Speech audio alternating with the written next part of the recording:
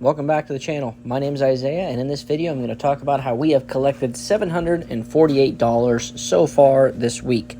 Most of that is made through selling options, but I do invest in some weekly dividend payers. Just so everyone's clear, I am not a proponent of the high yield dividend payers.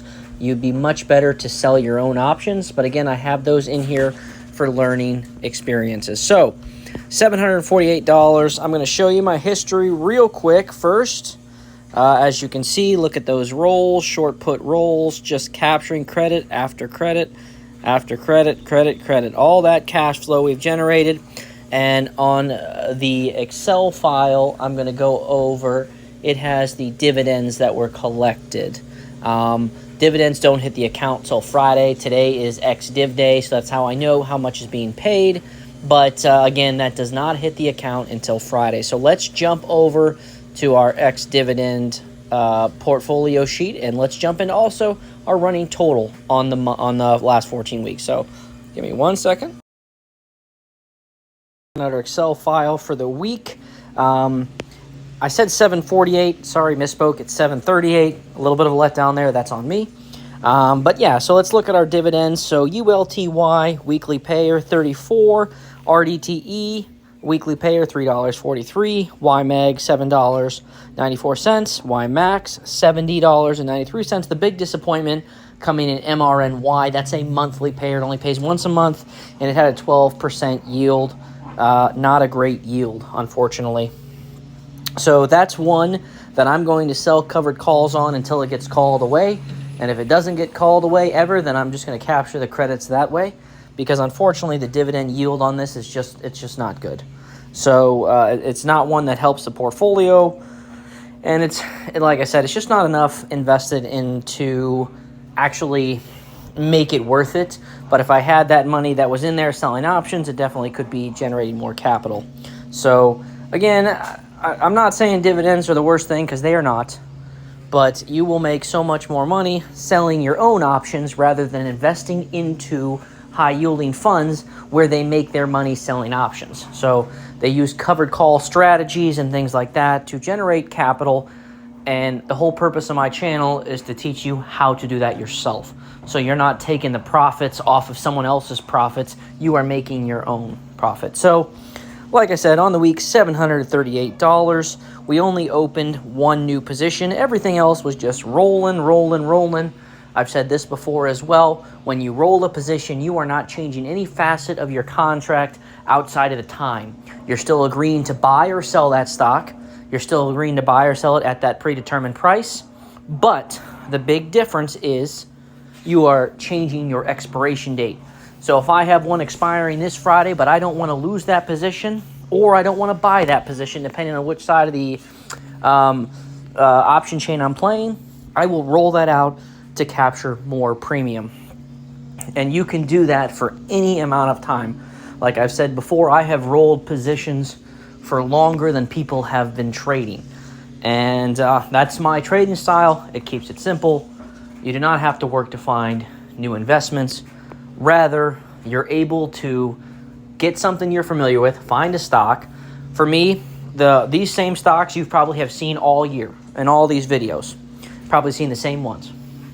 When you find something you are comfortable with it, continuously play that position. So let's look at our running total tab. We are at 11,232. That is pretty good for 14 weeks. That breaks down to 802 a week and 41,719 per year. That's pretty good if we stay on that pace. Nice side passive income. As you can see, we have always hit that goal of 550. That's always our minimum threshold each week. We haven't had any issues hitting it, and another week where we're well above it, $200 above it, and that's fantastic. But like I said, we won't make any more moves the rest of this week unless I sell covered call on any of those yield max funds. I might save those till next week so I have them in the arsenal. And if the market continues to go up like it's been, I'll capture a better premium. Now, I don't think we're going to continuously going up. I kind of think this is more of just a bounce, and we're going to kind of trend back down, and that's why I'm not going to oversell options. I'm not going to over leverage myself. I'm going to continue with my same strategy. Once we hit our minimum goals, we advance to the next week. I had a couple questions on how much time do I spend researching the stocks. And again, as I say in a lot of my videos, very little. I find a stock or a company I'm interested in. I find a price I'm okay with owning it at, and I sell an option on it. I sell a put. Because at the end of the day, to me, it doesn't matter if I get assigned that position or I roll it for 10 years. Because if I like the company, I am in no stress, no worry about what the market is doing, regardless if it runs down $5, if it runs down $20. I trade small caps, so they don't run down that far. I know large cap stocks, people that traded Tesla at 400 is down in the 250s. That's rough.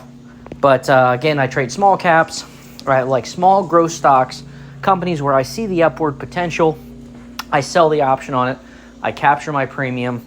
And like I said, if we go back to our sheet 1, you have probably seen, if you've watched any of these videos, or a couple of them, you have probably seen that I'm utilizing the same positions over and over again. And I will say every year, I tend to get a new favorite group. This 10 that I have this year, I would say 8 of them are new to this year. And if you follow my channel the whole way through, up until through next year, you might see 10 new ones. Like I said, when the market runs a stock too far up, which it does happen, if it goes too far up or if it goes too far down, at some point I stop playing the stock. Mostly due to it going too far up, because even if it's going down, I'm still going to roll that position or sell covered calls and capture a little bit of premiums with it. So seldom do I let them go unless they run too high. Next week, I have SoFi $9 positions, and I'm not sure if I'm going to be able to roll those positions, only because last I looked, SoFi was almost $12. That's $3 higher than the strike. If I could keep rolling those positions, I will. Otherwise, they might expire worthless. But like I said, we hit 738 for the week. That's another fantastic week. Minimal efforts, just rolling positions, collecting some dividends, and watching the account grow. But I appreciate everyone. If you would, leave a like, comment, subscribe. And if you want to learn more, a little bit about selling options, if you want to start investing in yourself, I provide educational courses on Fiverr. My $75 package, I'm going to text you every day, or constant communication, answer your questions, as well as 6 one-on-one visits. And there is no rush to schedule those. Some people I've been with for about a month and we haven't scheduled one yet. There is no rush. Work around your schedule. I want us all to grow together. So I will see you in the next one.